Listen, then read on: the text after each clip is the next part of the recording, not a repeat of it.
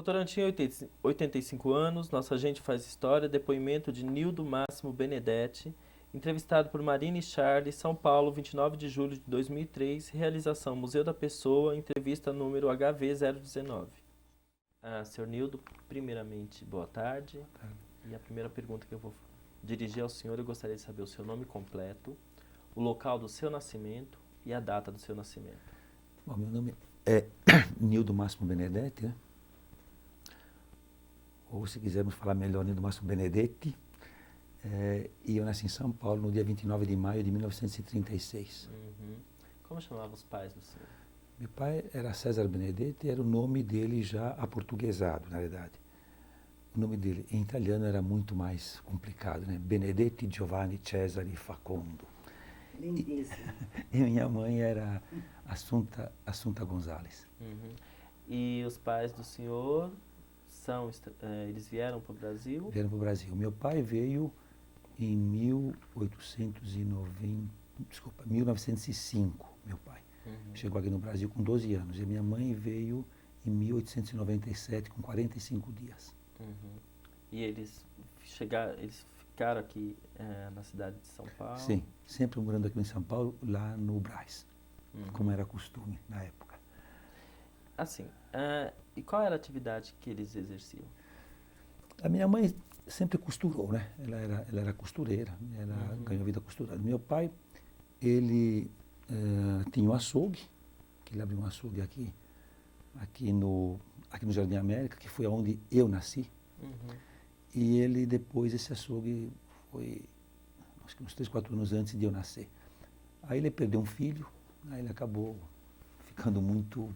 Ele perdeu um filho com 17 meses, né? E aí ele ficou muito abalado com a morte desse filho, voltou para a Itália em 34, ficou até 36, voltou para o Brasil. Em 36 eu então nasci. E ele então, daí para frente, ele trabalhou como operário sempre. Ele era operário de uma fábrica de sapatos que ficava lá na Rua Espírita, lá no Cambuci. Chamava-se Calçados 40. E o senhor nasceu no Jardim América? Lá na Joaquim Floriano. E o senhor morava em que local aqui em São Paulo? Não, desculpa, eu nasci lá onde eu morava, porque o senhor nasceu em casa, como era hábito na época. E como é que era essa região quando o senhor nasceu? Como era Joaquim Floriano nessa época? Olha, Assim, aquilo que o senhor se lembra, as primeiras memórias da infância dessa região. Eu saí de lá com 2 anos de idade, 1 ano e pouco, e fui morar lá no Ipiranga. Olha que eu não lembro de nada, mas eu sei que era uma região muito... Eu sei que pegava rã na rua nessa época, né? Na rua Joaquim Floriano, bem lá perto, lá no número 108. Era lá perto, quase lá da Santo Amaro, ali já, né? Então a gente... Meu pai falava que pegava rã na rua, fica aquele barulho de sapo, etc. Eu me lembro bem do Ipiranga, que foi onde eu morei. E como é que era o Ipiranga? A Ipiranga, quando eu morei, eu morava lá na rua 1822, que era uma paralela da Manifesto. Tem a rua Silva Bueno, tem a Manifesto e embaixo tem a 1822. E eu morava quase na esquina com a Lime Silva. Ali, a única rua pavimentada na época era pavimentada com macadames, era a rua Silva Bueno, porque passava o bonde. Todas as outras ruas, as paralelas e as transversais, eram todas sem pavimentação nenhuma, né? Certo. E como é que era o cotidiano na casa do senhor? Bom, minha mãe costurava, minha irmã é mais velha que eu. Eu tinha um irmão também mais velho. A diferença de idade entre eu e meu irmão são 14 anos, e eu com a minha irmã são 12. Meu irmão entrou na Guarda Civil, na época, e depois foi para a Polícia Militar. E a minha irmã costurava junto com a minha mãe. De modo que a rotina em casa, meu pai ia trabalhar na fábrica, voltava, e em casa, minha mãe e minha irmã costuravam e eu ajudava nas coisas da casa. E eu estudava. As coisas da casa que eu cuidava era a questão de louça, e a questão da limpeza da casa, e toda essa parte. E eu ajudava também na costura. Minha mãe e minha irmã, elas costuravam para a Força Pública, que chamava antigamente, que era hoje a PM. Faziam túnicas para a Força Pública. Então elas iam buscar, as roupas eram todas cortadas e elas tinham que costurar. E eu então ajudava nisso. Eu fazia caseado, pregava botão, tirava fios, passava as túnicas, etc. E esse era o cotidiano. Quer dizer, meu pai trabalhando fora e eu estudando o dia inteiro e à noite cuidando das coisas de casa, lavando a louça, etc. E depois, final de semana, fazendo a limpeza da casa. E tinha tempo para brincar? Como que eram as brincadeiras nessa época? Olha, era brincadeira, tinha campo de futebol em todo lugar. A gente brincava na rua, não tinha televisão. Que eu acho que é uma grande perda nos dias de hoje. Era brincadeira de rua. O pessoal chegava, jogava malha na rua, os adultos jogavam malha. As pessoas de idade saíam, sentavam, as crianças ficavam brincando, os adultos ficavam jogando malha, e as crianças brincando de esconde-esconde. Isso era o cotidiano. A gente ouvia rádio quando muito. Não tinha televisão. E então tinha uma vida social muito mais ativa, né? Esses eram que ano era esse? Isso eu estou falando de... Rádio e tal. Estou falando da década de 40, 50. O senhor se lembra dos programas de rádio que o senhor escutava? Eu me lembro bem de um programa de... Eu em 40 tinha 4 anos, mas eu me lembro bem quando eu tinha um pouco mais velho, depois em 45, 50, tinha uns programas de ópera, que eu ouvia ópera nessa época. Meu pai gostava e eu também ouvia junto com ele. E tinha a Rádio Gazeta, que apresentava a ópera aos sábados, e depois tinha... Poxa vida, eu não me lembro do nome, viu? Tinha duas... O senhor viu em Ototico? Sim, claro, era à tarde, me lembro bem. Eu via o Nhoto Tico. Eu me lembro que era um programa assim que era muito interessante. E tinha uma novela no rádio, que era uma novela de aventuras. Marte invade a Terra. Me lembro que eu assisti essa novela, eu tinha uns 9, 10 anos. Como é que era em Ototico? Era um programa muito interessante, né? Era um programa muito engraçado para a gente. Eu, hoje em dia, não saberia dizer se era tão engraçado assim, mas eu me lembro que eu me divertia muito com o programa, que tinha vários alunos, só tinha uma pessoa que falava, e eu nem sabia. Eu pensei que fosse várias pessoas, sempre achei. Até que depois eu soube que era uma única pessoa que fazia tudo, que imitava tudo. Ele imitava uma classe, não sei se o senhor sabe como é que funcionava, mas ele era um professor e tinha vários alunos. E ele falava com o professor, com os alunos, desculpa, ele era o professor, falava com os alunos e os alunos respondiam. E era nessas brincadeiras, então tinha uma parte que tinha alguma coisa de ensino e uma parte era mesmo brincadeiras, né, que ele fazia piada assim. Então tinha vários personagens. Cada aluno era filho de um imigrante. De imigrante, tinha aluno, não me lembro, tinha Tinha um o... japonês, tinha um italiano. Tinha, isso mesmo. Eu me lembro vagamente, Tinha um personagem italiano que até me lembro o nome, não está me ocorrendo o nome, mas era bem interessante o programa.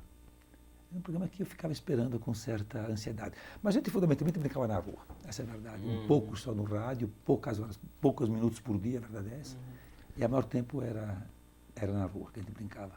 O senhor citou um fato que eu acho que é muito interessante, a questão do idioma. Sim. Né? Os pais do senhor são italianos, né? Chegaram aqui ali no início do século. Como é que foi para o senhor a questão do idioma na sua casa? Não, a gente só falava italiano em casa, né? Quer dizer, não se falava português. E meu pai era um tanto radical, porque se eu falasse português com ele, ele não me respondia. Esse é um fato. Eu, com 6 anos, tive que aprender a falar português para ir na escola. E essa época era a época da guerra, né? Foi em 42. E quando eu comecei a falar português, até essa idade, já tinha 3 anos de guerra, né? E eu falava italiano. E assim, acabamos tendo assim, alguns problemas com vizinhança, nessa época, o que é natural. E aí que eu acho que a gente tem que sentir orgulho, às vezes, do Brasil, e esse é um dos orgulhos que eu tenho. Porque a gente vivendo como imigrante numa localidade que só tinha brasileiros, a gente, evidentemente, tinha problemas, porque afinal de contas estava em guerra, mas os acontecimentos todos que ocorreram na guerra foram acontecimentos que a justiça brasileira demonstrou uma imparcialidade para mim surpreendente, hoje, que eu analiso hoje, depois de tantos anos. Perto de casa tinha um senhor que ele era do exército. E esse homem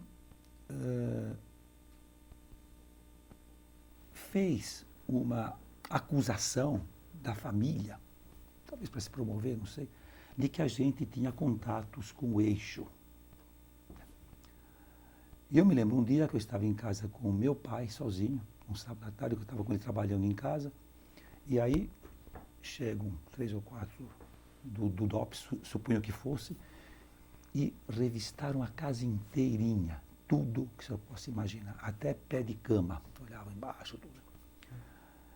E aí teve um processo, né? Processo contra a gente. E eu me lembro até o nome, olha como é que essas coisas marcam. Eu tinha 9 anos, 10 anos, nem isso, não, como é que, imagina, tinha 5, 6 anos, né? Me lembro que quem conduziu o processo no DOPS era um tal de Coronel Astolfo, me lembro o nome dele até hoje. Eu nunca fui depois porque era muito criança, mas a minha irmã, que tinha 12 anos, foi, né? 12, 14 anos, olha, tem minha irmã. E ela, eu me lembro que ele foi totalmente imparcial. A gente não teve nenhum tipo de represália, de algum tipo de condenação, nada. Tudo limpo, ele totalmente imparcial. E depois que a guerra acabou, esse homem que tinha feito essa acusação, um dia entrou na minha casa e pediu para falar com a minha mãe sozinho. Falou com ela e pediu desculpa para ela. E falou que a vida dele, depois daquele episódio, dentro do exército, tinha ficado um inferno, porque ele tinha feito uma acusação falsa. O que é uma coisa que me orgulha muito. Ele falou, eu vi coisas do Coronel Astolfo que você não pode imaginar. Ele falou para minha mãe. Então é uma coisa que eu duvido que em outro país da Europa, um militar acusando alguém, se alguém tivesse alguma chance. Se alguém estava danado, né? E aqui no Brasil, tivemos um Coronel Astolfo que analisou calmamente tudo, imparcial, e acabou realmente, a gente não teve nenhum tipo de problema. Teve um processo, se tem um militar acusando, tem um processo em andamento, tivemos um processo em andamento, mas sem nenhuma consequência. Senhor Nildo, sem dúvida isso é um fato extremamente marcante. Marcante, né?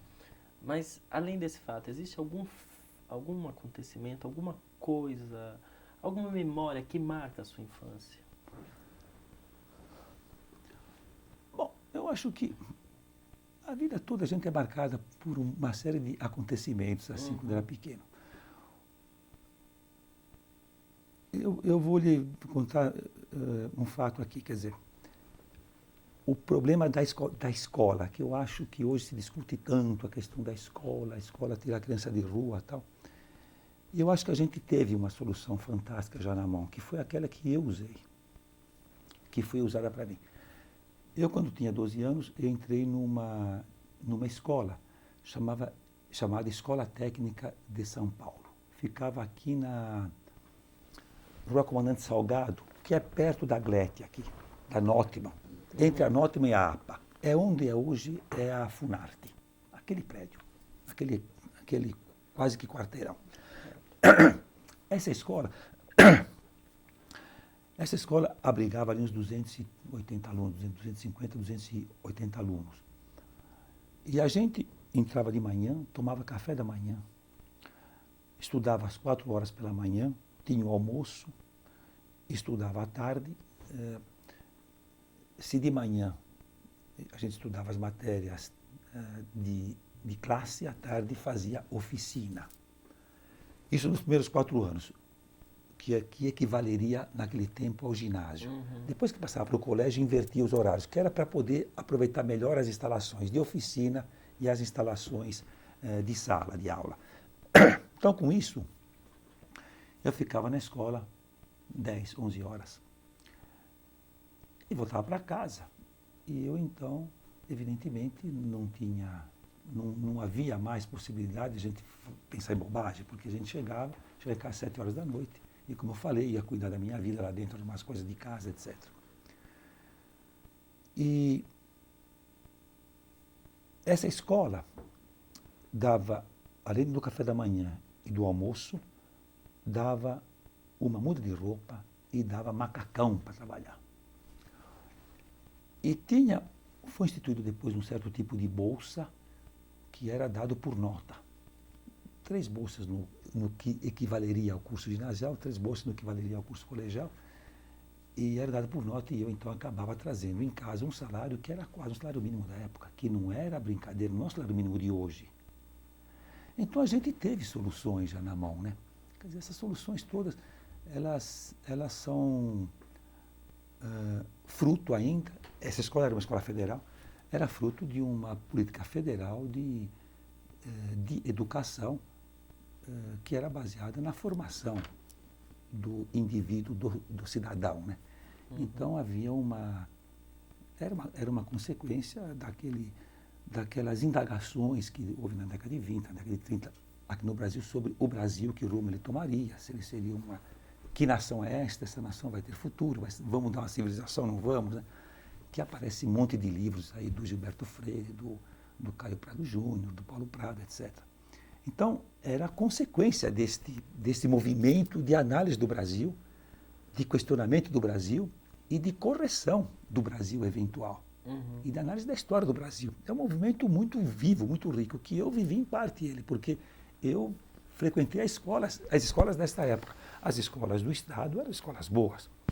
Existiam as escolas para as moças, que eram as escolas religiosas, que era de um padrão também elevado. Mas quando eu era menino, ir numa escola particular, para homens, era uma vergonha. Porque só tinha aquelas, a menos que a gente fosse naquelas poucas escolas de alto nível. Ou a gente ia numa escola do governo, que eram as escolas boas, ou a gente ia numa escola de nome, como o Colégio Rio Branco, colégios desse tipo. Ou então nesses colégios de freiras para as moças, o Sacré-Cœur, o São Luís, etc. Então a gente teve soluções já na mão, né? A gente talvez tenha perdido essas soluções todas. Quer dizer, a gente não tinha chance de ficar na rua, mesmo porque a gente ficava o dia inteiro na escola. A gente ficava aprendendo uma profissão, ficava aprendendo as matérias.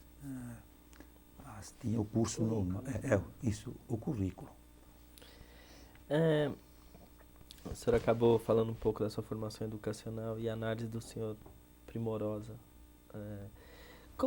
Assim, o que o senhor se lembra desse cotidiano da escola? Como que era esse cotidiano? Assim, a relação humana das pessoas. Dentro da escola? Isso. Bom, a escola era uma escola de classe média-baixa, evidentemente. É uma escola que a pessoa ia lá para aprender uma profissão. E como aconteceu na minha casa, me lembro o dia que meu pai chegou e falou, olha, tem uma escola que ensina e dá comida e dá roupa. Então, é a escola que a gente vai mandar o nosso filho. Me lembro bem dessa condição. Portanto, era uma escola de classe média e baixa. Tinha muita gente que morava, naquela época, a escola era aqui, né? Morava em Presidente Altino, morava em Osasco, tinha gente em tudo quanto é lugar. E eu morava no Ipiranga, precisava tomar 2 bondes, né? Precisava tomar um bonde que era o Angélica, que ia até a Praça João Mendes, depois tomava um outro que ia até o Ipiranga, era o bonde fábrica. Então, eu me lembro era assim, o nível de poder aquisitivo era muito baixo de todos os alunos que estavam naquela escola. A escola tinha um rigor grande, que era o rigor que tinha todas as escolas aqui no Brasil, eu suponho. Não era um caso excepcional o rigor da minha escola, mas a gente tinha aquelas obrigações, tinha que cumprir as obrigações, né? Tinha o canto coral, a gente cantava, eu gostava da escola que eu frequentava, viu? Eu achava que era uma escola, para mim foi uma escola importante. Para mim, a formação, me lembro que eu acabei ficando amigo de alguns professores que marcaram minha vida nessa escola. Foi aí que eu peguei gosto por algumas matérias, um gosto muito grande pelo professor que eu tive, pelo que eu acho que valeu a pena, eu acho que foi uma escola importante. E principalmente porque ela deixa a gente ficar o dia inteiro ocupado. Eu saía de casa às 6h30, meu pai ia trabalhar na fábrica, eu ia com ele, saía às 6h pouco da manhã. Fábrica. Seu pai trabalhava numa fábrica de sapatos. Lá na Rua Espírita, que é uma rua do Cambuci, é uma travessa ali. E o senhor nessa escola foi encaminhado para alguma profissão ou era um ensino livre e aberto de todas as profissões? Não, eles tinham mecânica de tornearia, né? Fundição, serralheria, ajustagem mecânica de ajustagem, marcenaria e cerâmica. São aqueles galpões que hoje tem lá na Funarte. Né? A gente, quando entrava na escola, com 12 anos, era a idade mínima, a gente ficava durante 6 meses fazendo estágio, que chamava. Passava por todas essas oficinas. E aí escolhia aquela que queria ficar, que tinha mais aptidão para ficar. Eu acabei ficando na mecânica. Então, acabei fazendo meu curso de mecânica ali. Era só para rapazes, né? Era só para homens, mas no técnico tinha moças. Eu tive amigas, colegas moças no curso técnico. No curso industrial eram só rapazes, eu não me lembro de ter visto nenhuma mulher lá. E eu que era normal naquela época, quer dizer, quem estudava esse tipo de profissão de mecânico, eram homens, né? Não eram mulheres. Senhor Nildo, junto à formação educacional, toda a questão da juventude, como era São Paulo na sua época? Como era São Paulo assim na sua juventude? O que o senhor fazia aqui na cidade? Bom, minha escola ficava aqui na Rua Três Rios, que é hoje o prédio da FATEC, acho, né? Aqui. Que era antigamente, a Politécnica era aqui. E eu vim estudar aqui. E eu continuava morando no Ipiranga. Então era ir para a escola e voltar para a escola. A gente tinha 44 horas por semana de aula. Dependendo do ano. Quer dizer, tinha aula aos sábados, inclusive. Né? E era o cinema. Era a diversão, era o parque de diversões que a gente ia nos parquinhos, ver as meninas, né? Era o cinema. A gente passeava muito a pé, não tinha carro, então a gente ia passear a pé com amigos ou amigas, sei lá, ou namorava-se. E a vida era uma vida que, não posso dizer se era melhor ou pior do que hoje, era uma vida diferente. Era bem diferente, a gente exercitava muito mais essa comunidade, esse espírito comunitário, porque você convivia mais com amigos e mais com pessoas, né? Um cinema numa tarde em São Paulo, de um domingo, eu morava lá no Ipiranga, tinha 3 cinemas ali perto, o Dom Pedro, Samarone e o Anchieta. Os cinemas eram salas de 1.000 e tantas pessoas e ficavam todas cheias, né? Estou falando em 55, 56, 57, 50, estou falando uma época que São Paulo devia ter 2 milhões de habitantes, 2,5. E a cidade já era agitada? Não era agitada, né? Porque ela era uma cidade tranquila ainda nessa época, né? Qual o caminho assim que o senhor mais fazia, que o senhor se lembra da paisagem? Eu me lembro porque eu saía do Ipiranga e ia até o Parque Dom Pedro. Desculpa, aí depende um pouco do caminho que se fazia, mas normalmente, quando eu morava no Ipiranga, porque aconteceu o seguinte, depois com 24 anos de idade, eu acabei mudando para Via Anchieta. Mas eu mudei lá para o quilômetro 13. Mas eu saía de lá do Ipiranga, tomava o bonde, ia até a Praça João Mendes, e de lá você ia lá para a Politécnica, ia a pé, geralmente, que ficava lá na Via Tiradentes, né? E o senhor fez vestibular para entrar na Politécnica? Fiz. Era difícil? Para mim, que tinha feito um curso técnico, era, porque o curso técnico, de qualquer maneira, vamos dizer assim, o que era mais importante no curso técnico eram as matérias técnicas. Então, matemática tinha 3 anos, mas português tinha 1 ano só, química tem 1 ano só. E tinha matérias referentes à mecânica, cálculo de engrenagem, um monte de coisa desse tipo. Quer dizer, o curso era voltado para isso. Eu, quando entrei nesse curso técnico, essa escola técnica de São Paulo não dava direito a prestar vestibular na universidade. Por coincidência, ela deu direito exatamente no ano em que eu me formei. Mas a minha intenção não era continuar estudando, né? Eu, quando me formei nesse curso técnico, eu fui trabalhar no Aços Vilares como desenhista. comecei a trabalhar em janeiro. Quando chegou no mês de abril, eu decidi saiu a lei autorizando que podia fazer universidade, e eu então fui fazer cursinho para poder fazer vestibular. E como que era o vestibular nessa época? Eu acho ele muito mais interessante que hoje, viu? Ele era muito mais racional. Para o aluno que vai fazer engenharia, ele tinha desenho geométrico, física, química, matemática e português. E eram questões abertas, não era com o xizinho. E depois tinha o oral. Quer dizer, você fazia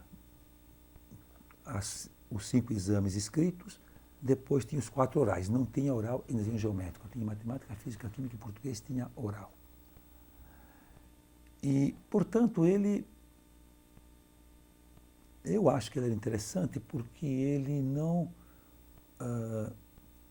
colocava num curso de engenharia cadeiras como biologia, etc., que não tem muito a ver com a engenharia, né? Eu gostava do tipo de vestibular. Eu acho que o tipo de vestibular, eu gostava mais desse tipo de vestibular, eu achava ele muito mais adequado do que o que é hoje, porque ele realmente fazia uma seleção de que tem aptidão para aquela profissão. Na verdade, já nos colégios já tinha uma escolha, a gente ia ou para o científico ou para o clássico. Quem ia fazer letras, quem ia fazer advocacia, ia para o clássico já. Ia aprender outras línguas, ia aprender latim, ia aprender, né? Acho que grego também se aprende. É latim. Isso mesmo, latim. E quem ia fazer engenharia já ia para o científico, que era um curso chamado científico. Eu não fui nenhum nem outro, eu fui numa escola técnica, mas que tinha muito mais de científico do que de clássico, né, evidentemente. Certo. Como é que era esse cotidiano na Politécnica? Como que era a Politécnica nessa época? Bom, a Politécnica nessa época era uma escola que era pequena, porque era uma escola, entravam 180 alunos por ano. Evidentemente, mais uma vez, o espírito assim era muito mais coletivo, a gente era amigo de todos dentro da escola, porque a gente convivia com todo mundo dentro da escola. Para mim foi um choque que eu em 78, 79, 80, eu dei aula lá na Politécnica quando ela já era aqui na cidade universitária. E para mim era estranho aquilo, uma pessoa aqui e uma ali a 5 quilômetros, né? Para mim era uma coisa que não era muito interessante. Eu me lembro que a gente tinha muito mais, um espírito muito mais comunitário, porque a gente vivia muitas horas por dia naquele prédio, naqueles 4 prédios ali, mas principalmente em 2 deles tendo aula. Vivia ali. Certo. Professor e aluno muito junto, né? Então se criava um espírito no meu entender, né? Um espírito de corpo assim muito maior, muito mais íntimo, muito mais fechado. Eu tenho grandes amigos do tempo da escola. Né? Você deve ter sido colega de pessoas famosas hoje. Não, eu entrei depois. Na realidade, tanto Paulo Maluf como o Cova saíram antes que eu entrasse, que eu tivesse entrado. Eles se formaram em 52, 54 e eu entrei em 56 na escola.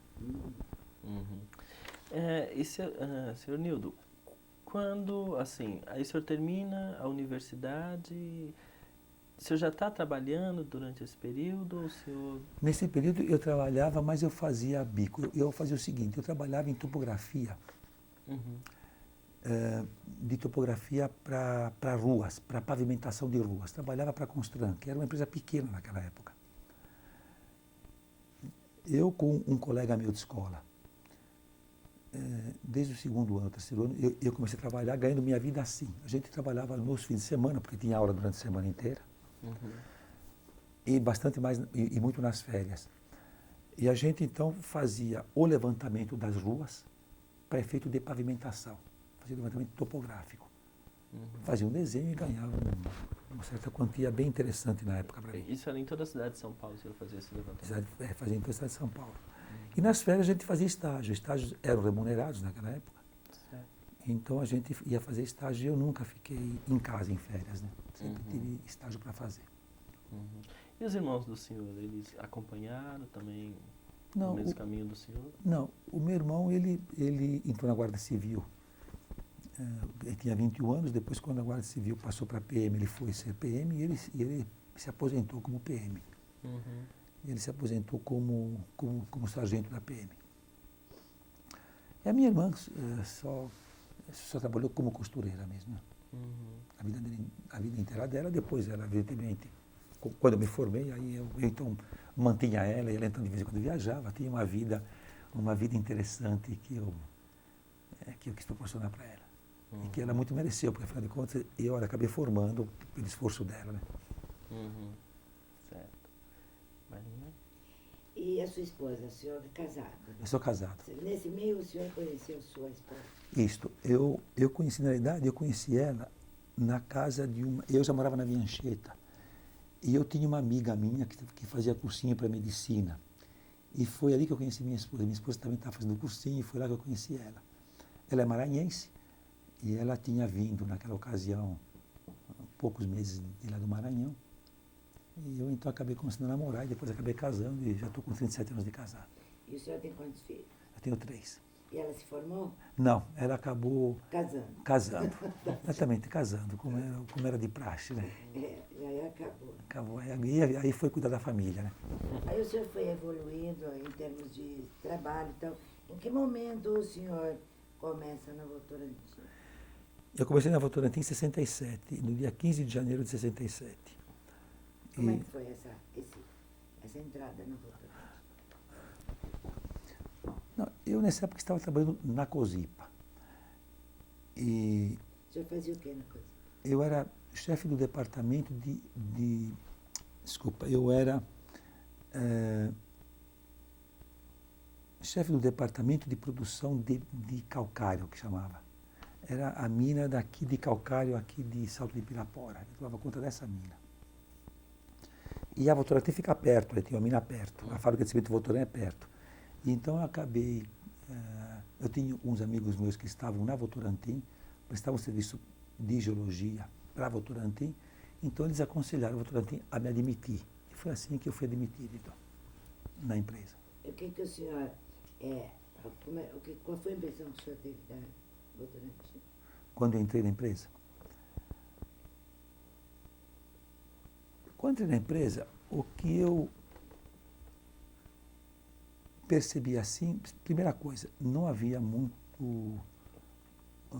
muitas pessoas formadas, engenheiros, coisas assim, naquela época, né? Isso era uma coisa mais ou menos comum em todas as empresas. O número de engenheiros nas empresas era pequeno, né? O que eu percebi, uma coisa que eu percebi a vida inteira, o pessoal trabalhando muito, muita gente de muitos anos de firma e uma espécie de uma lealdade quase que de veneração pelos acionistas. Uma coisa que a vida inteira eu acabei presenciando isso aí dentro da empresa. E por que seria? O senhor Eu acho que sobre isso? Não, acho que pelo contato que eles têm, porque eu depois fui vendo, durante toda a minha vida dentro da empresa, é uma empresa que tem muita confiança das pessoas, né? Tem uma confiança cega. Eu assisti casos do seguinte tipo, olha, por exemplo, o Dr. José Hermílio, né? O José Hermílio, quando teve o plano Collor, eu me lembro que ele chamou a diretoria para subir na sala, no 7º andar, daqui do prédio, aqui da Praça Ramos, com a televisão ligada, ouvindo a Zélia falar sobre o plano. O doutor Zé ficou tranquilo. Então ele falou só que precisava separar 30 milhões de dólares para pagar salário. O resto tinha que negociar. Foi essa a ordem que ele deu. Salário dentro da Votorantim é uma coisa que não se mexe, né? Eu nunca soube até hoje que tivesse um dia de atraso de salário. Durante todos os anos que eu fiquei na empresa, eu nunca vi um dia de atraso de salário. Sejam quais forem as circunstâncias. Mesmo com uma inflação de 1% ao dia, não havia atraso de um dia. Não, sempre foi extremamente rigoroso na questão do salário. Então, o doutor Zé, a primeira coisa que se preocupou naquela ocasião foi com o salário, né? Mandou separar uma parte do dinheiro para pagar salário, para não atrasar salário.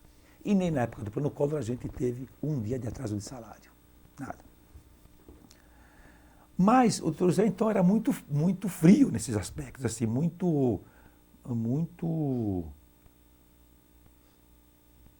demonstrava uma segurança muito grande diante de uma situação dessa. Ele não se perdia e não se abalava. No entanto, em 2 ocasiões que eu soube de gente que acabou não merecendo a confiança dele, ele se abalava profundamente de ele ficar com olheiras. Porque a empresa funcionava na base de confiança. Então, quando acontecia um caso desse, como aconteceram 2 casos que eu sei dentro da empresa, ele ficava totalmente abalado. Abalado ele ficava. Quando havia falha de um comportamento confiável. Confiável. Mas foram casos extremos, assim? Não, foram casos assim, de gente que a empresa tem confiança, está ali há 30 anos, depois da pessoa percebe que a pessoa não está merecendo a confiança da empresa. E quando descobre, o Dr. José se abala. Ele se abalou profundamente as 2 vezes que eu vi. Eu não convivo muito com o Dr. Antônio, mas eu acho que não deve ser muito diferente. Eles são pessoas que são muito seguras. Eles, pelo menos foi o que eu senti com o Dr. José. Nem o plano Collor abalou. Não abala, mas uma pessoa que tem confiança, depois mostra que não merecia aquela confiança, porque se corrompe, então ele acha isso para ele era muito ruim. Ele se abalava muito. O que mais o senhor diria sobre o perfil do Dr. José? Não, acho que é isso. Uma pessoa que era um dono que se comportava como um funcionário. Eu acho isso uma coisa interessante. Ele ficava discutindo, por exemplo, se um diretor podia ser eu, qualquer outro diretor, tinha um ponto de vista e tinha outro, ele ficava discutindo como se ele fosse um igual dentro do trabalho, não como se ele fosse um chefe, dizendo, você vai fazer porque eu estou mandando. Ele queria conquistar um argumento. Com argumento. Mas ele ficava, às vezes ficava nervoso. E xingava a gente. Uma vez ele falou para mim, você é muito teimoso, falou para mim. E falava gritando, você é muito nervoso, não sei o quê, muito teimoso, não sei o quê. Mas não disse, você vai fazer porque eu estou mandando. Né? Mas ele prevalecia o ponto de vista dele? Prevalecia o ponto de vista lógico. O mais sensato. O mais sensato. Ele abria a mão do dele. Abria a mão porque ele estava sabendo que eu estava fazendo aquilo pela empresa. Eu não estava fazendo aquilo por mim, para mim. Então ele tinha certeza que era feito para a empresa. Então é claro que ele sabia disso. Então, os diretores da empresa, eu convivi mais com o Dr. José e mais com o filho dele, que é jovem hoje, tem 40 e poucos anos. Como é que chama? Que é o Dr. José Neto. Então são pessoas que a gente discutia na empresa, às vezes parecia que a empresa era da gente e não era dele, porque a gente ficava discutindo. É uma situação, é uma coisa que eu não sei se existe em outras empresas, mas dá vontade de sentir muito isso aí. Quando você se percebe discutindo como se a empresa fosse sua e ele fosse errado de querer fazer alguma coisa que você não está concordando. E às vezes a gente está errado também, né? É claro que estava errado, aliás, frequentemente a gente estava errado, mas era interessante, porque a gente tinha esse direito, e ele dava esse direito, de a gente ser mais realista do que o rei dentro da empresa. Então, acho que isso era um dos fatores de sucesso. A empresa ficava mais ou menos, a gente era mais ou menos dono da empresa, viu? A gente não... por exemplo, eu agora construí. Bom, eu vou construir, a primeira coisa que eu falo para o empreiteiro, lá na minha casa, é dizer para ele, aqui só entra cimento Votorantim. Eu não quero saber do preço, se é 1 centavo, 10 centavos mais caro ou mais barato, isso para mim não faz diferença, né? Uma coisa que para mim é clara isso aí.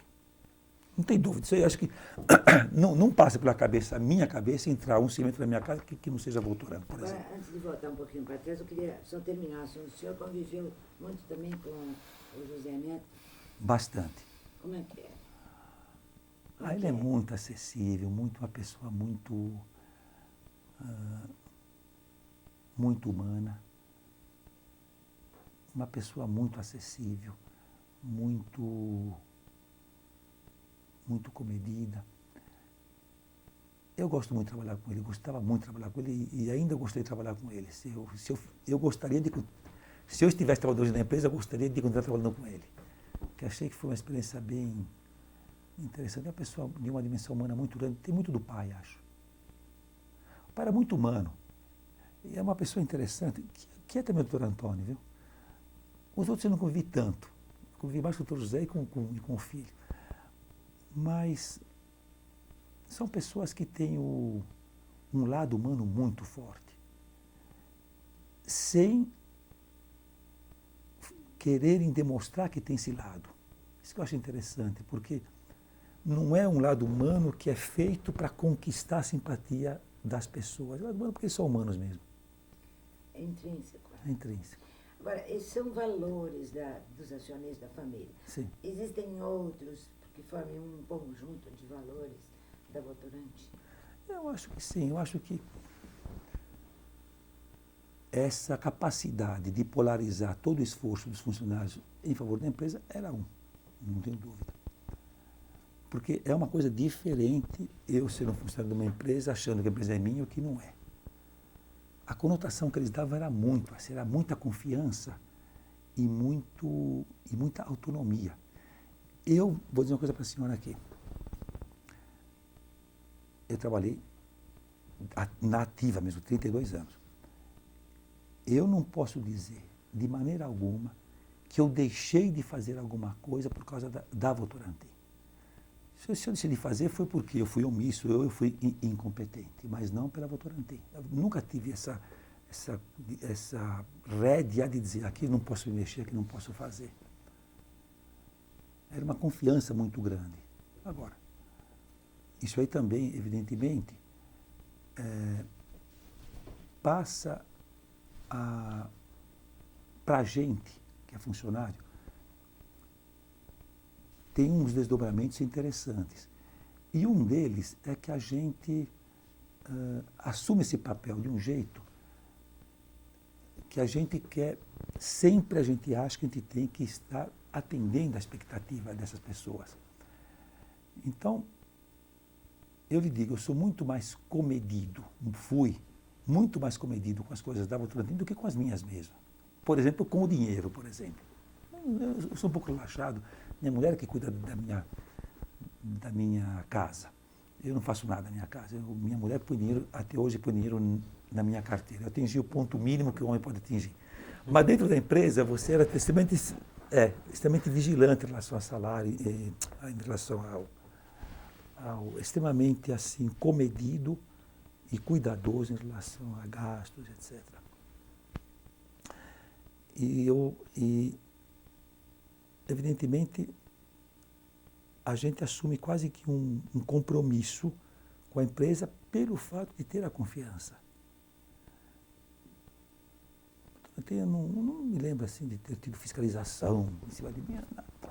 Tudo era confiança, uma coisa que a gente dizia era aceito como uma coisa verdadeira. Que a confiança então gera em cada funcionário digamos, uma responsabilidade. É um comprometimento muito grande. Claro que tem aqueles que também acabam se desviando, mas, como eu falei, que eu sei, são muito poucos casos, né, dentro da Votorantim. Agora, voltando um pouquinho, né, porque depois nós passamos para os valores, mas o senhor estava mais ou menos na época que o senhor estava entrando na empresa, né? O senhor entrou na empresa, em que ano era? Em 67. E como é que foi assim, em carreira mesmo? Primeiro dia de trabalho, como é que foi para o senhor? Bom, eu me lembro o seguinte, que o que eu encontrei dentro da Votoran, que eu encontrei é o seguinte, existia uma situação dentro do departamento de mineração que era uma situação muito delicada, muito delicada, muito arriscada, muito de risco, né? Em termos de continuidade de operação da fábrica. Então quando cheguei na mina, na fábrica, o que eu percebi foi que existia uma crise de problema de minério dentro da fábrica, crise de minério mesmo, quer dizer, existia... Só para me esclarecer, desculpe, Votoran ficava onde essa? Ficava lá em Votorantim, lá no município de Votorantim, lá em Santa Helena. Santa Helena. Desculpe a interrupção. Não, mas... O senhor encontrou um problema? Não, eu vi assim uma possibilidade muito grande de uma crise grande de falta de minério. E a primeira coisa que o gerente local pediu para eu fazer foi fazer um levantamento das máquinas que estavam disponíveis lá, um levantamento das máquinas. Então, acabei fazendo, acabei vendo alguns equipamentos, algumas máquinas que não poderiam ser úteis para o meu trabalho. No começo, muita desconfiança, porque afinal de contas eu estava chegando, existia o risco, era uma fábrica, era a maior fábrica do grupo, então existia muita desconfiança, mas com o tempo a gente acabou tendo assim uma facilidade, possibilidade de acabar fazendo um trabalho que foi interessante, acabou colocando a produção da fábrica no eixo normal. Eu me lembro que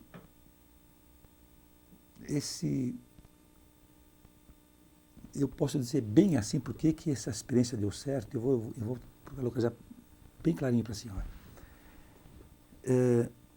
Quando eu era para entrar lá na Votorantim, eu estava falando com um amigo meu, ele falou, ih, rapaz, você vai para Votoran? Tem um velho lá chamado Orestes, que tem 40 anos de firma, que você não vai conseguir trabalhar com esse homem. Ele é analfabeto. É um homem que você não vai deixar trabalhar. Quando eu comecei a trabalhar lá, eu conheci o tal do Orestes. Ele tinha nessa época, uns 60 anos, quase 60 e poucos anos, já, quase 60 anos. Tinha também 40 anos de firma, não sabia escrever, ele assinava em cruz. E aí, conversa com ele, depois de umas 3 horas de conversa, 2 horas de conversa, eu verifiquei o seguinte. Primeira coisa, que ele era uma pessoa que era muito conhecedora do assunto. Ele sabia muito bem fazer o trabalho dele, muito bem. Mas ele tinha uma outra virtude, que ele era extremamente leal, extremamente correto. Era um homem com H maiúsculo, a gente começou a dizer, sabe, esses homens, esses caipiras assim, que tem uma noção de moral. E eu então comecei a trabalhar com esse homem, comecei a me dar tão bem com esse homem, mas tão bem, que depois, ele já estava meio velho, ele falou, eu preciso me aposentar. Ele tinha umas vaquinhas que ele queria cuidar das vaquinhas. E eu então pedi para ele ficar mais um ano, me lembro ainda. Então ele ficou mais um ano, ele arrumou depois para trabalhar os encarregados, que foram pessoas muito parecidas com ele também. E aí o trabalho ficou extremamente facilitado. Primeiro, porque era um homem competente. Segundo, porque era um homem. E tinha uma outra coisa, que ele estava meio jogado para escanteio também dentro da mina, o que foi bom, porque a gente coloca ele no lugar que ele merece, então ele começou a dar. Então, realmente, o trabalho, no fundo, o meu trabalho era um trabalho mais teórico, embora eu tivesse experiência de mina também, mais teórico, mas a prática que tinha era ele. Quando tinha que, por exemplo, abrir um buraco no meio de uma rua de Votorantim para detonar rocha, para fazer esgoto, não era eu que ia, era o seu Oreste que ia lá.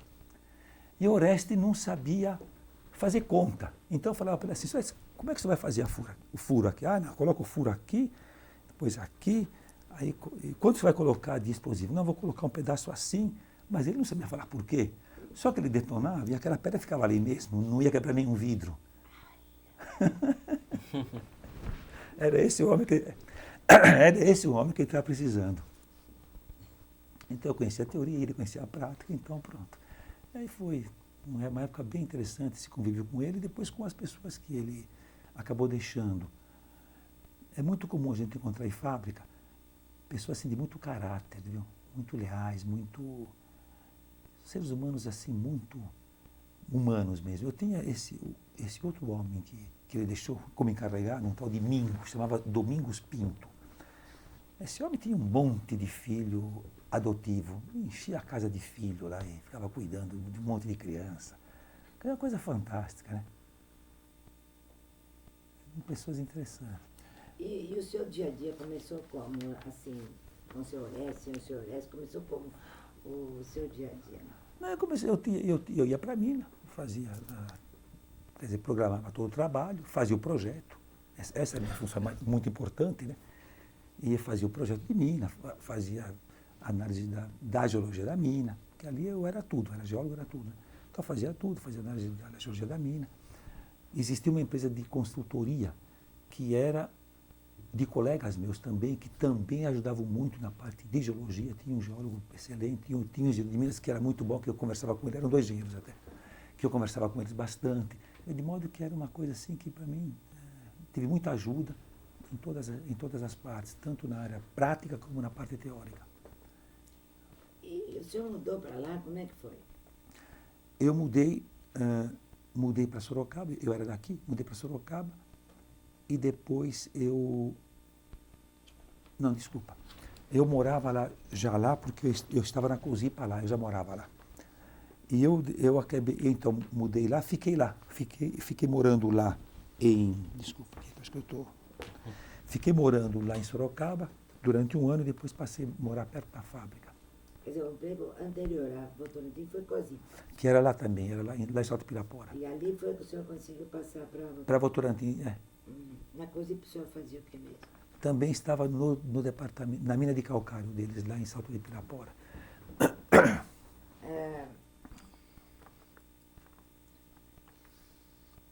Agora, foi assim o seu começo.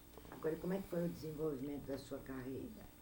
Houve uma carreira, depois desse passo, quais foram os outros? Bom, eu fiquei na idade 5 anos, desse jeito. Depois teve um projeto de mina subterrânea, que teve que ser feito lá. Aí eu passei 5 meses lá na Finlândia, fazendo estágio. Minha mulher teve um filho lá, o meu terceiro filho nasceu lá, porque minha mulher foi grávida para lá. E aí, então, eu tive esse período, mais 5 anos dentro da mina subterrânea, foi um período muito interessante para a minha carreira profissional. E aí, depois de 5, 6 anos depois, aí então, depois de 11 anos, 10, 11 anos, eu acabei então passando para a diretoria técnica. O que foi importante para a sua carreira profissional e como é que foi para a sua vida pessoal, no amigo? Não, a minha era um trabalho novo para mim, e um trabalho novo também no Brasil, porque a mineração de calcário subterrânea era uma mina pioneira na época. E aí, Não havia outra? não, de calcário aqui no Brasil não. Então o senhor não tinha nem onde buscar o know-how? Por isso que eu tive que ir para a Finlândia e eu fiz estágio de 5 meses lá. E como é que foi essa passagem pela Finlândia? Para mim foi uma experiência boa, né? Porque eu aprendi muito, né? Eu fui lá para aprender. Então eu tive contato com pessoas que sabem bem o que estão falando e foi bem interessante para mim. E na sua vida profissional, então, lhe deu um desleixo? Me veio. Para mim foi muito depois importante. disso, o senhor foi nomeado diretor, é isso? Depois de 6 anos, quer dizer, eu passei para a diretoria em 78, aliás, 77. Passei para a diretoria técnica. Isso porque o antigo diretor, ele teve, na verdade, ele teve um problema no coração. Ele era um dinamarquês, o Dr. Dausborg, extremamente competente, uma figura também muito, muito brilhante, né? E ele acabou tendo um infarte, fez uma ponte safena, que na época era uma novidade, fez a segunda, e na segunda ele durou poucos meses, começou a ficar muito doente.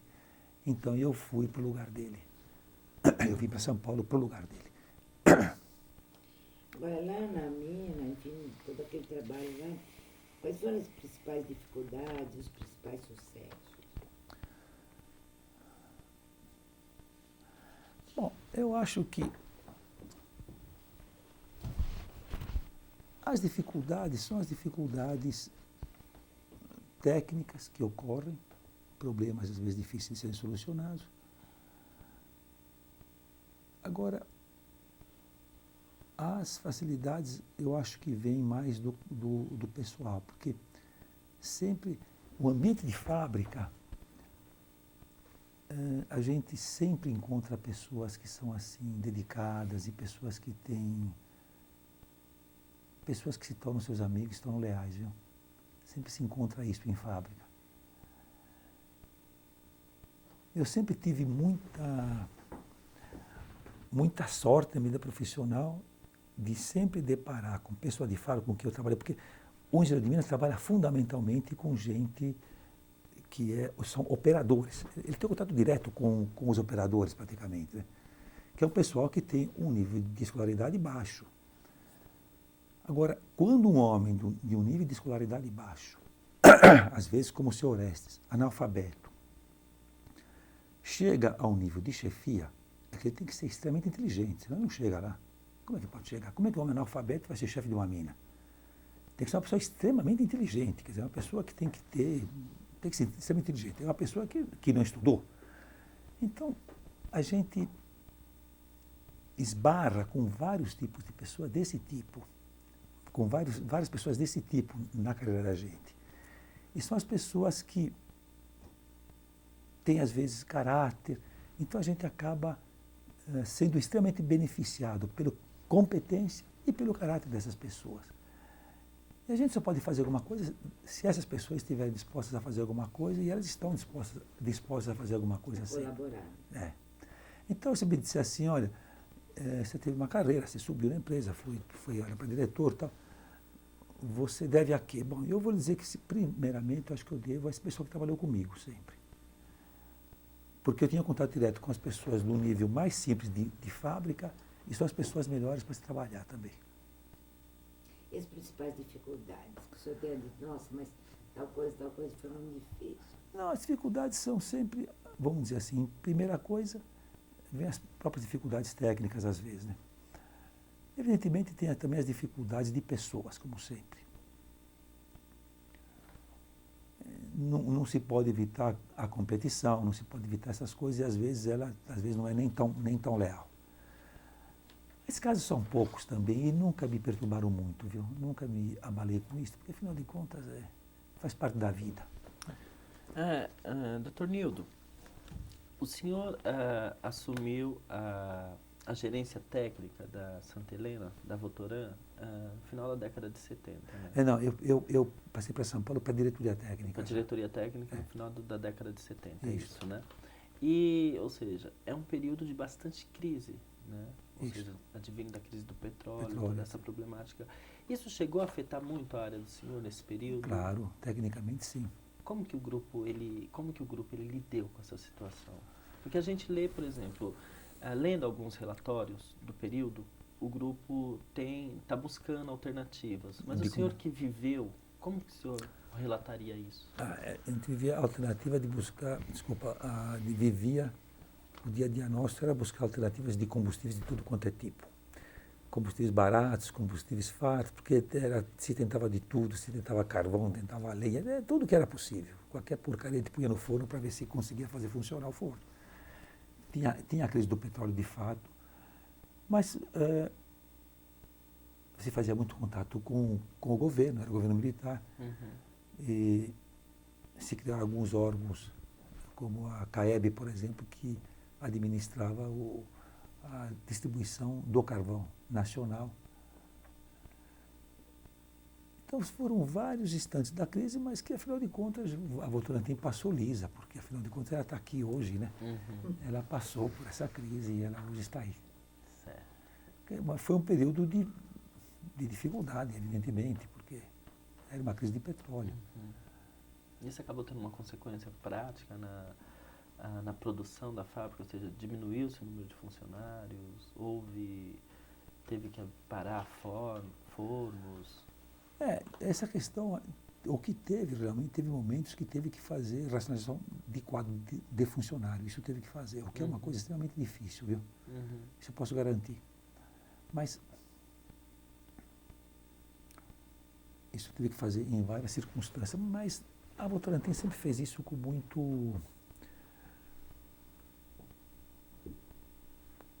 muito critério, quer dizer, fornecendo condições que eu acho que nenhuma outra empresa teria oferecido. Lembro quando teve uma vez que teve que demitir 450 pessoas lá na Votoran. Bom, mas a Votorantim pagou 6 meses de salário e deu um monte de coisa, né? Quer dizer, então numa época que não havia tanto desemprego.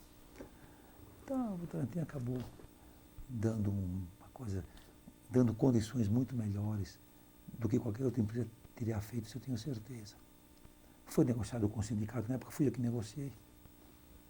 Tudo que não teve. Uhum.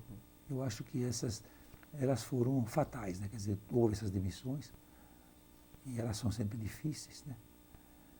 Difícil porque a gente convive muito com o funcionário e depois tem que demitir, que é uma condição muito complicada. Mas essas demissões que houve nessa década de 70, 80 foram demissões que a Votorantim sempre deu condições muito, muito boas,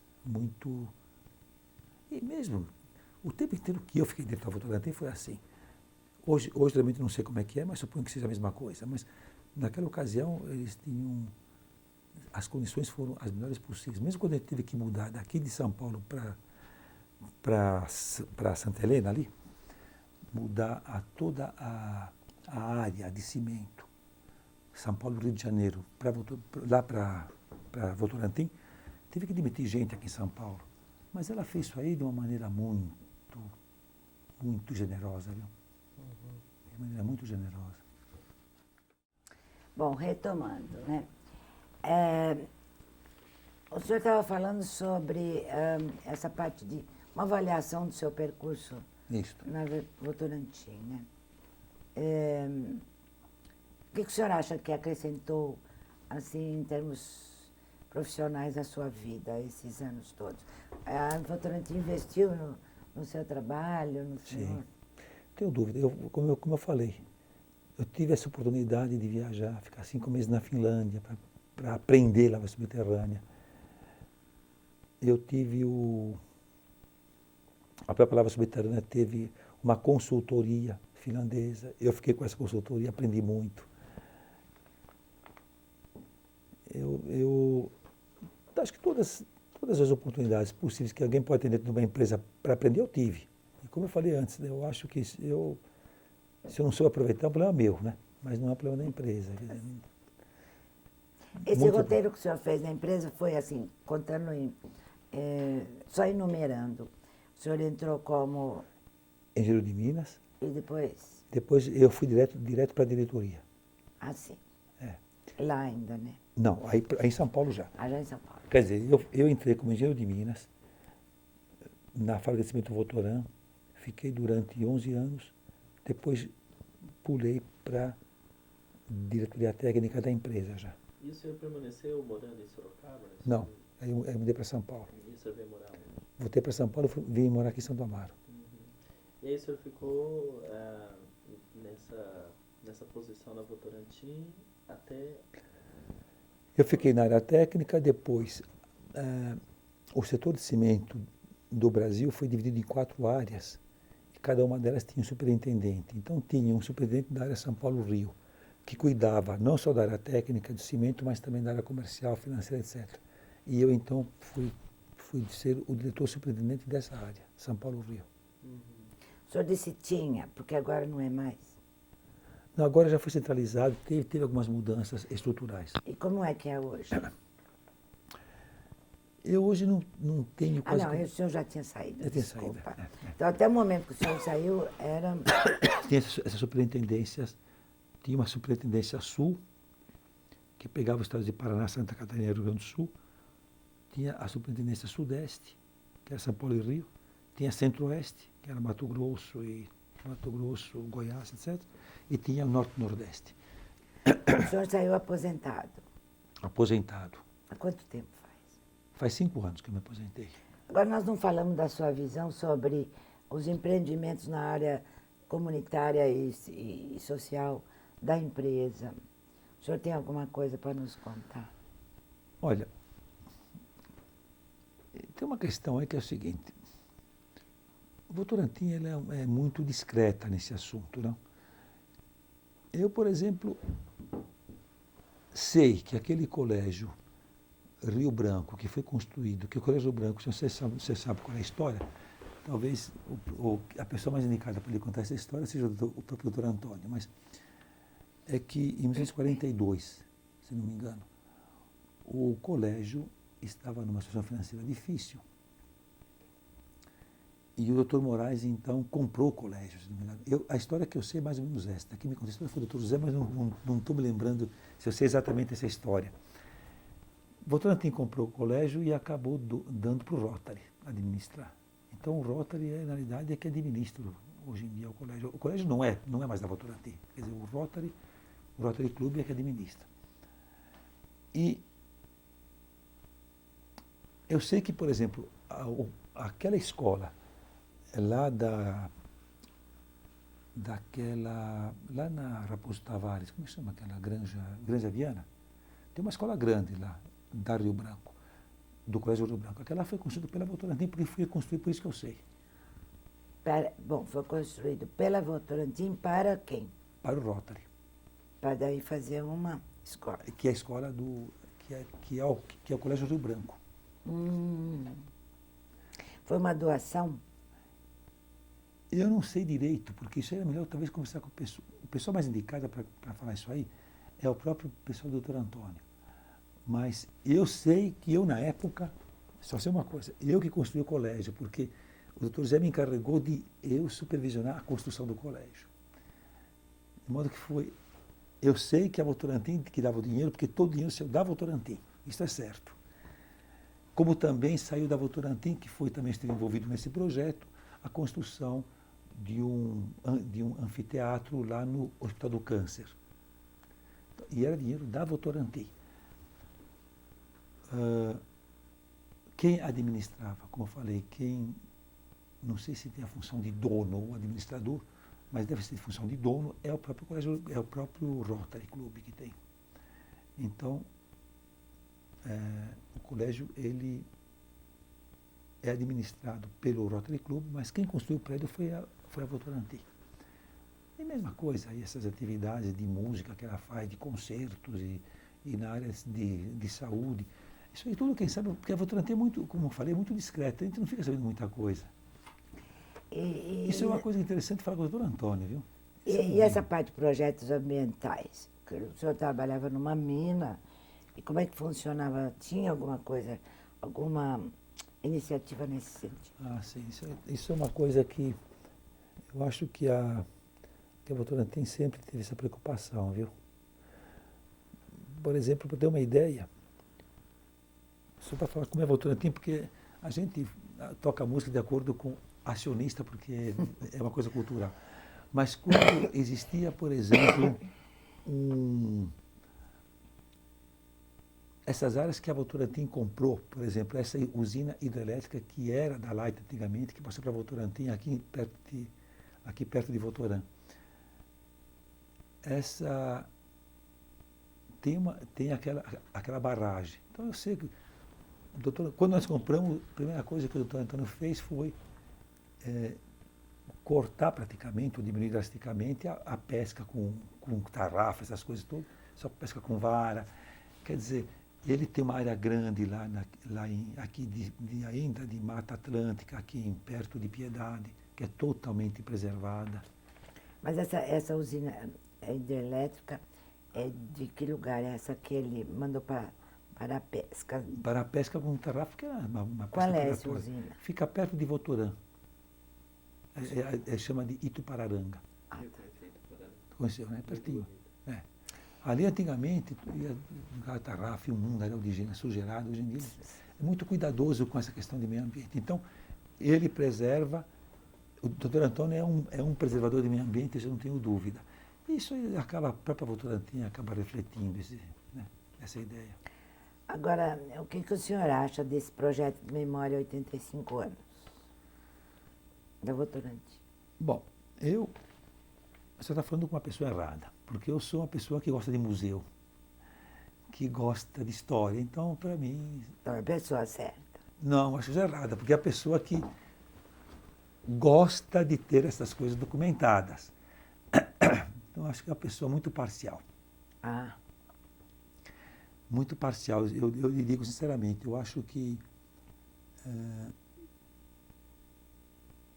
eu acho uma coisa muito, muito, muito importante e fico triste quando eu vejo se perderem memórias dentro da empresa, documentos, coisas desse tipo. Antes de uns 7, 8 anos atrás, eu estava com a intenção de construir o museu mesmo da Votorantim. E acabei depois saindo da empresa, acabei me aposentando, mas eu estava com uma ideia de construir esse museu e nós chegamos a contratar uma museóloga. E ela faleceu, essa mulher. Essa senhora faleceu. E aí acabei parando um pouco o projeto, depois acabei saindo. Mas ela tinha todo um projeto feito, um projeto de fazer esse museu na fábrica de cimento Votorã, um projeto interativo que era possível até utilizar, usar máquinas e tal, coisa assim. Mas aí seria a história da Votorã. Da Não. Votorantim. Não, mas teria documentos da Votorantim toda. Como chamava essa museóloga? Pois sabe que eu não lembro o nome dela? E esse trabalho que ela fez, desculpa, esse trabalho que ela fez ainda está arquivado? Não sei mais, não. Isso ficou tudo na mão da Votorantim. Não é da Votorantim. Mas o doutor José tinha autorizado a fazer esse museu. Um projeto que começou assim, depois ela faleceu, acabou também, acabei largando mão. Então Mas é uma agora estão fazendo. Eu acho muito interessante, viu? Tem muita memória e tem muito... Eu me lembro que eu ia na fábrica de tecidos, tinha ainda cartão de ponto antigo, um monte de máquinas desse tipo antigas, que eu achava interessante. Eu acho o projeto uma grande iniciativa para uma empresa, que é uma empresa, afinal de contas, importante, né? Não tem cabimento ela não ter uma memória, né? Então, como estou falando, a senhora perguntou para a pessoa errada, porque eu sou uma pessoa que viaja para ver museu, de modo que para mim... Ah, tá certo. Agora, e o que o senhor está achando de dar esse depoimento para fazer parte dessa memória? Eu acho interessante, eu não sei se eu estou contribuindo muito, mas o que eu acho é que ela é importante. Quer dizer, é uma parte interessante, não digo importante, mas interessante deste projeto. Claro, vai ter outras coisas, que não é só esse o projeto, mas eu acho interessante, acho importante, embora, como eu falei, a minha contribuição seja muito limitada, porque eu fiquei muito restrito a uma área, só que a área de cimento. Sr. Nildo, eu tenho duas perguntas para o senhor. Primeiro, eu gostaria de saber o que o senhor faz atualmente. O que o senhor tem desenvolvido. E a segunda pergunta é, atualmente, qual é o seu maior sonho? Bom, eu já estou aposentado há 5 anos, eu continuo trabalhando para a empresa. E a minha forma de trabalho já mostra como é que é a Votorantim. Eu recebo por hora trabalhada que eu marco. Eu digo as horas que eu trabalhei, pronto. Quer dizer, esse é o nível de relacionamento que o funcionário guarda com a Votorantim. Evidentemente, de novo, vem aquela história que eu lhe falei. Se eu esqueço a hora, eu não marco. Se eu tenho dúvida, eu não marco a hora, evidentemente. É claro, que cria um compromisso de quem... Isso é uma coisa que é lógica. Isso aí. O senhor trabalha como consultor, é isso? Na minha casa. Ah, O Votorantim montou o meu escritório na minha casa, colocou computador, colocou telefone, colocou tudo dentro da minha casa e eu opero na minha casa, faço projetos na minha casa e recebo por hora que eu trabalho, que eu marco. E eu trabalho a hora que eu quero. e o senhor faz projeto de quê? Na verdade, eu faço várias coisas, mas estou mais restrito à área de mineração e numa área que é desenvolvimento de modelo matemático para decisão estratégica, de coisas do seguinte tipo, vamos colocar uma fábrica em tal lugar ou em tal lugar, qual é a repercussão que essa fábrica provoca em tal lugar ou em tal lugar, o impacto que ela tem para a empresa, para o concorrente, são coisas desse tipo. Eu trabalho fundamentalmente com o computador, né, e faço esses modelos assim, coisas de matemática, principalmente matemática, que é uma coisa que eu gosto e me dá muito prazer. Então eu faço coisas que eu gosto e me dá muito prazer e mantém a mente ocupada, né? E, bom, isso que eu faço para a Votorantim. Eu faço as minhas coisas pessoais também. Hoje em dia, eu voltei a estudar. Que eu tinha dado aula na Politécnica já, né? Mas eu voltei a estudar numa outra área. Eu voltei a estudar na Letras, na USP, né? Então, hoje em dia dia 8 agora, eu vou fazer a minha qualificação do meu mestrado. Oh, parabéns. Não me dá parabéns sem saber o resultado. E o senhor está estudando o que no mestrado? Estou analisando 2 traduções italianas do Guimarães Rosa para italiano. De um conto dele. E se me perguntar qual é o maior sonho, eu continuar estudando. Eu gosto de estudar, né? Tenho um prazer enorme em estudar. E o meu maior sonho é não perder essa capacidade de estudar. Minha capacidade que ainda, com as devidas perdas naturais da idade, mas eu ainda mantenho alguma capacidade, de retenção que eu não quero perder, porque eu quero continuar estudando. E, Sr. Nildo, o senhor falou uma coisa que a gente acabou não explorando. O senhor chegou a dar aula na Politécnica? Cheguei. De que período? período foi isso? 77, 76, 77, 78. Depois acabei indo, quando eu acabei indo para a diretoria, eu dava aos sábados, mas depois acabei tendo que ir durante a semana e acabei parando. Não dá para conciliar as duas coisas. Diretor da Votorantim dando aula na escola, né? Não teve. E como é que é voltar para a universidade, assim, depois de ser professor como aluno? Ah, é interessante. É interessante porque eu vivi uma época na universidade muito diferente. Isso, para mim, é clara, a mudança da época que eu cursei, depois da época que eu lecionei, e depois da época que eu frequentei a escola, a diferença é muito grande. A diferença é muito grande em um aspecto. Eu vivi uma época, eu frequentei a universidade de 56 a 60. Eu vivi uma época de muito questionamento. Era uma época em que se questionava o Brasil, como eu falei antes, né? Então, na mesma classe, você encontrava gente de extrema esquerda e de extrema direita na mesma classe, convivendo e discutindo, e debatendo. Encontrava as ideias as mais... Você encontrava um fascista ao lado de um comunista de extrema esquerda na mesma classe. Hoje em dia, na universidade, estou falando fundamentalmente a letras, que é o que eu sinto mais. A letras da USP aqui, né? Era da história. Era da história. Você viveu uma época recente. Você só tem uma cor política possível dentro da universidade hoje em dia. Você não tem o debate. Você não tem mesmo dois indivíduos tomando café juntos, um fascista e um comunista de extrema esquerda. Você não tem mais. Você existe só uma cor. Você só se pode manifestar com uma cor política e uma cor de centro-esquerda hoje em dia, dentro da universidade. Essa foi a maior mudança que eu sentia, a questão da perda da capacidade do questionamento. Isso é uma coisa que achei que foi mais marcante na minha volta agora como aluno. Como professor também senti, porque eu já fui em 78, 79, já era um período vamos dizer assim,